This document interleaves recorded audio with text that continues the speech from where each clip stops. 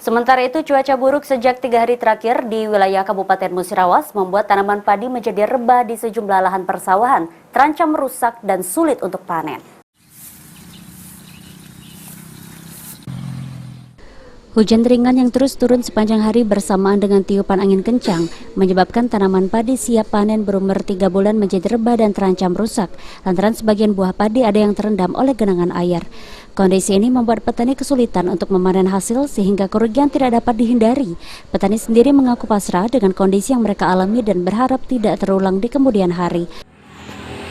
Kemarin, Pak. Jadi panennya gimana, Bu?